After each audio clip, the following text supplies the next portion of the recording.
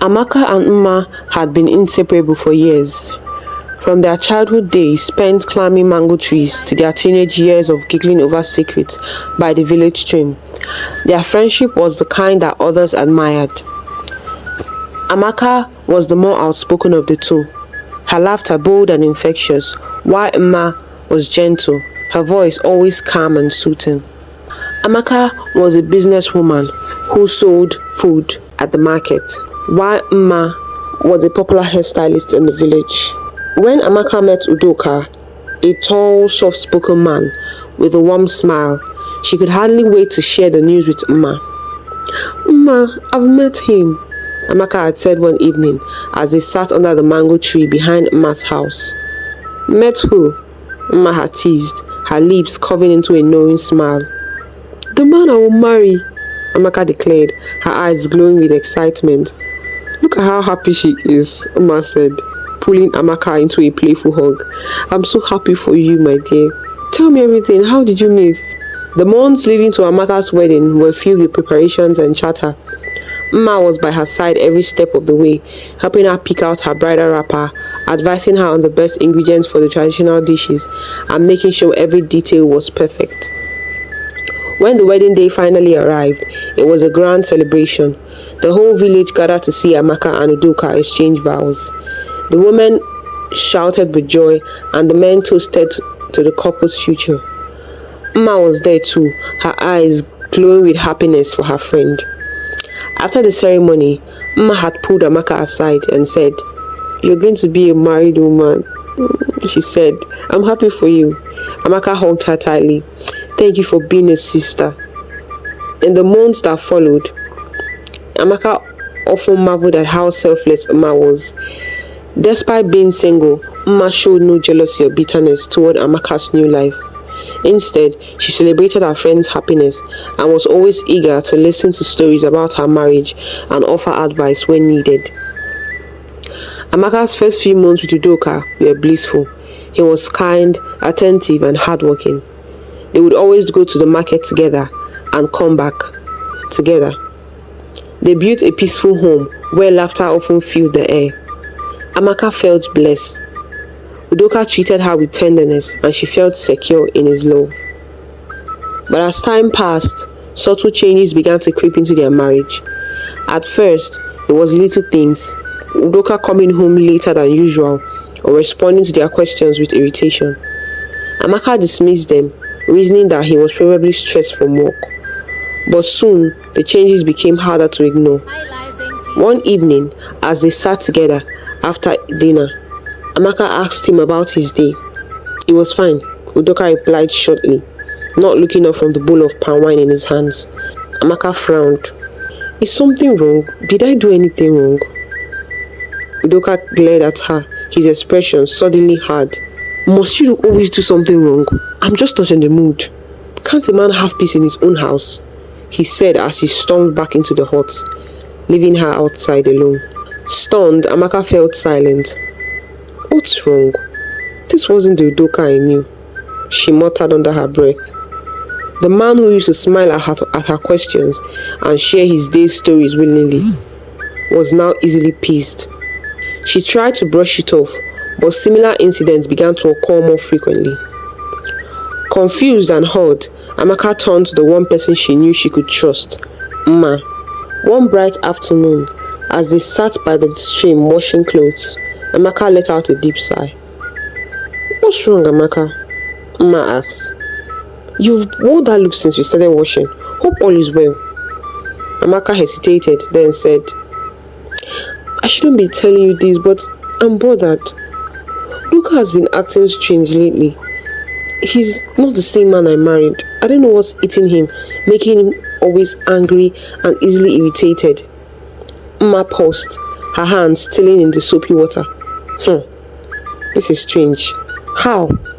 He's cold sometimes and distant at other times.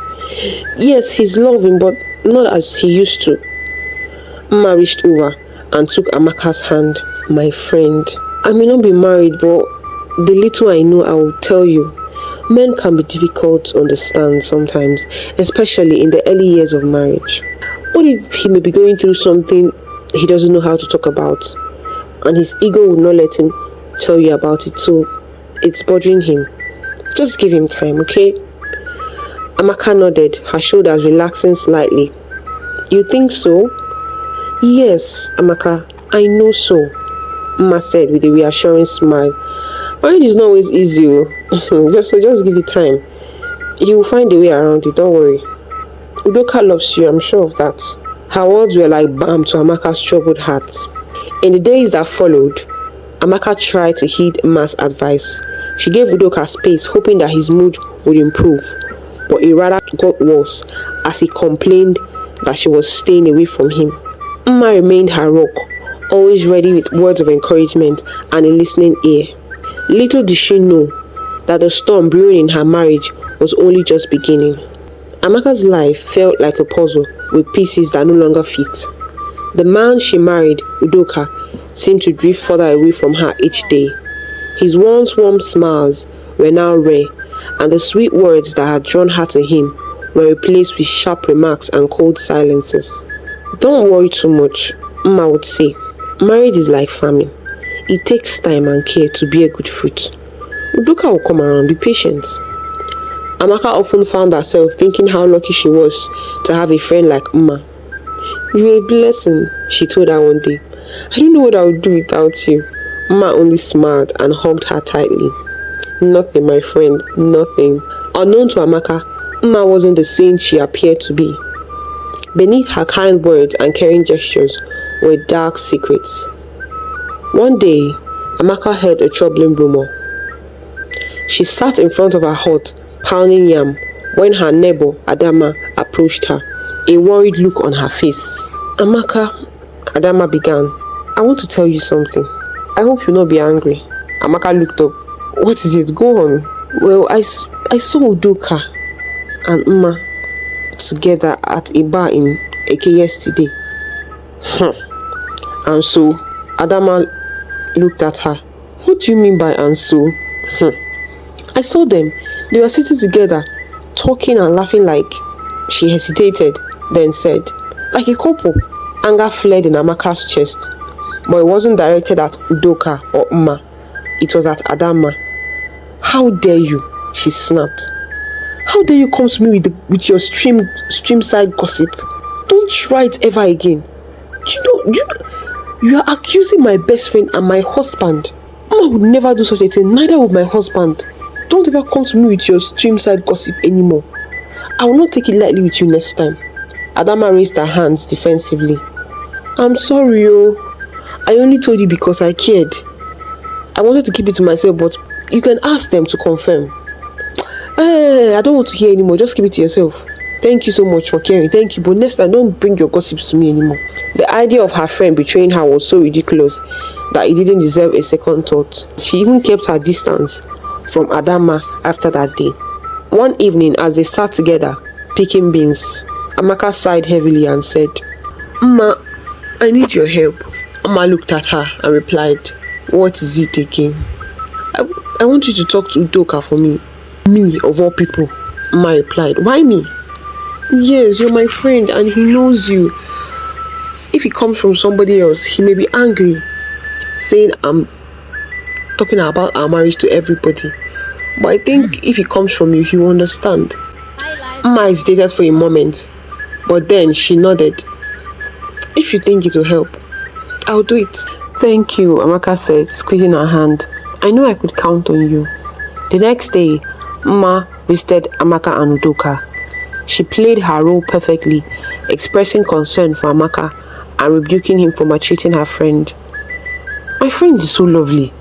I don't know why you're causing her all this pain and hurt. Try and fix your marriage now, Udoka, and make this woman happy. Udoka frowned. How dare you? How dare you tell me how to take care of my home? You're not even married. What do you know about marriage? My dear, go back to your salon and go and make money and leave marriage for people that are married. Mma felt insulted and angry, but she was consoled as she felt she was doing it for her friend. Amaka rushed out of the hut after her, apologizing. I'm so sorry, Mma. I'm very, very sorry. I never knew if you respond like that. No, I'm okay, it's fine, I understand. What are friends for? Weeks later, Amaka decided to stop by Mma's hut unannounced. As she approached the hut, she noticed the faint smell of cooking. She smiled and hurried along. But as she got closer, she heard something that made her pause. A man's voice, deep and familiar, was laughing and talking with Mma. Amaka's heart leaped with excitement. Looks like Mma has finally found a man, she thought, grinning. She hurried toward the kitchen, eager to tease her friend and congratulate her on her new romance. But the sight that met her eyes made her blood run cold. There, standing in the small smoky kitchen, was Udoka. He and Mma froze, their laughter dying instantly as they turned to face her. Amaka stared at them as her basket of vegetables slipping from her hands crashed to the ground. Her heart raced in confusion when suddenly Udoka spoke, breaking the silence. Amaka, what are you doing here? And why are you looking at us like that? He asked, his voice light with amusement. Mma, as if on cue, burst into laughter as well. Come off it, you look like you've seen a ghost. We're just hanging out. Amaka blinked, still unable to find her voice. Mma gestured toward Udoka and said, I remember the last experience I had at your place. So I felt I've wronged your husband and I wanted to apologize. Fortunately, I saw him hurrying home today from the farm and he looked so tired. So I invited him in for a meal. Udoka nodded, smiling. Yes, my dear, she has won me over. What will I do? I finally realized she meant good for us and she wanted our best, so I had to forgive her. Amaka's heart was still pounding, but their easy laughter and light-hearted explanation began to soothe her. Amaka stammered, feeling suddenly foolish. I'm sorry, I didn't mean to interrupt or overthink. Mma laughed again, patting Amaka on the shoulder. My dear Amaka, relax, you have nothing to worry about. We're good. Udoka stepped forward, putting his arm around Amaka. My lovely wife. Let's go, my beg. You've had a long day, you need to rest. Amaka nodded, forcing a smile. Thank you, Mma. Thank you, really, she said softly before leaving the hut with her husband. Udoka, meanwhile, had grown bolder in his deceit. He would leave the house early and return late, offering vague excuses about work in the fields or meetings with other men in the village. One afternoon, Amaka went to the stream to fetch water, but as she approached, she heard voices in the distance. Hiding behind a cluster of bamboo trees, she peered through the leaves to see as the voices were familiar. There, sitting by the water's edge, was Mma and a man, but she only saw his back. Their heads were close together as they were laughing and talking softly. The voice of the man sounded like Udoka's voice, which troubled her. Amaka's chest tightened. She wanted to storm out of her hiding place and confront them, but fear held her back. Tears welled up in her eyes as she turned and fled back to her hut, her heart breaking with every step. That evening, as Udoka sat eating the yam porridge she had prepared, Amaka decided to clear her doubts, so she asked. Udoka, she began cautiously, holding his shoulder. I saw you by the stream today. What were you doing there? He didn't look up from his bow. Oh, you are now monitoring my movements now. No, that's not what I said. I was just surprised seeing you there, because you told me we were going to the farm and you've been in the farm all day. Udoka finally looked at her, his expression grave and angry. Is it a crime to talk to your friend now? Or are you accusing me of something else? Amaka stuttered.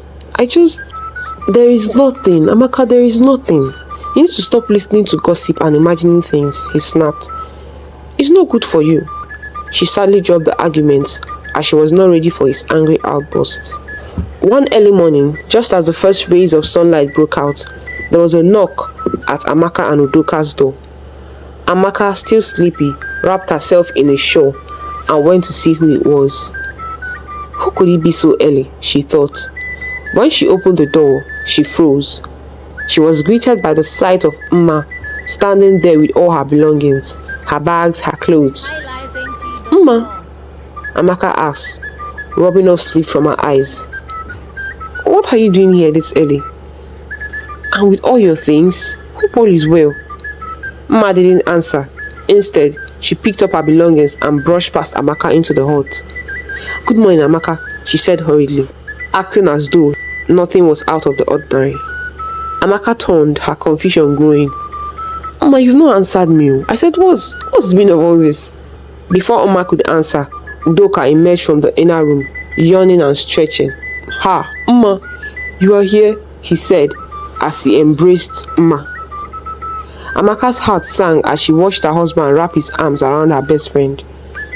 "My love, we are here," Mama said, her voice filled with warmth. Amaka felt like the air had been knocked out of her lungs. "We?"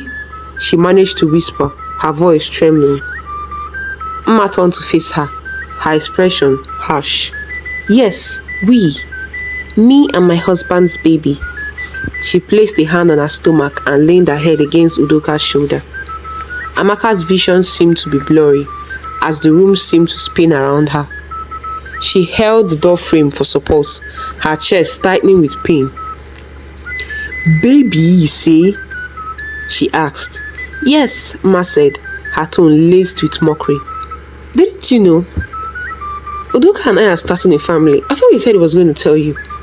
"Ah, you were a very wicked man, Udoka.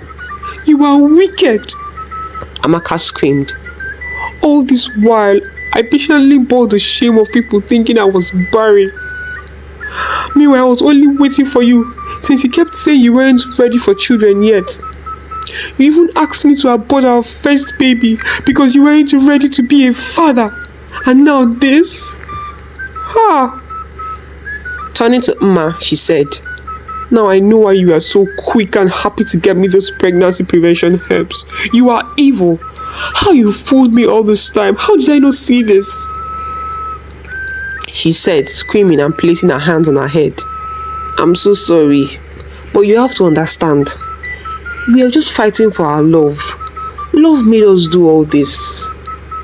Sorry that you are hurt in the process," Ma said boldly, while leaning on Udoka. "Ha! Love? Ha! I'm finished." Amaka couldn't think or speak anymore. The betrayal was too much to bear.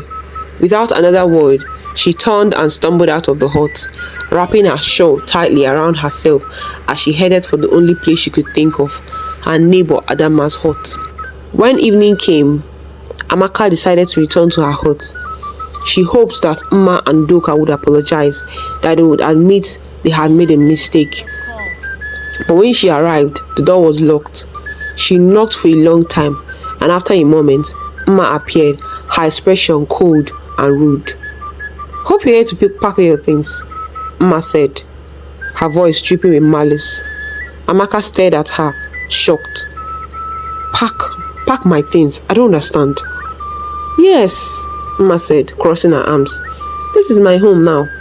Unless you can bear living with us, I'll accommodate you for old time's sake." The words hit Amaka like a slap. Her legs trembled as she struggled to process what was happening. She had expected remorse, not cruelty. "Mma," she screamed. "How could you?" Mma hissed, looking away. Amaka's heart broke all over again. The next day, she packed her belongings and left the village to her parents' home, her spirit crushed and her future uncertain. Her mother, upon seeing her rough appearance and tear-streaked face, pulled her into a tight embrace. "My daughter, what is happening? What's wrong with you?" When Amaka finished, her mother wiped her tears and said, "My child, God sees everything. He knows your pain and He will restore everything that this young lady has stolen from you. This is not the end, my dear. We are here for you. You will be fine, okay?" Amaka nodded, her mother's words offering a small measure of comfort. Though her heart was heavy, Amaka resolved to start anew. She didn't know what the future held, but she knew one thing for certain. She would never again be so careless with her trust.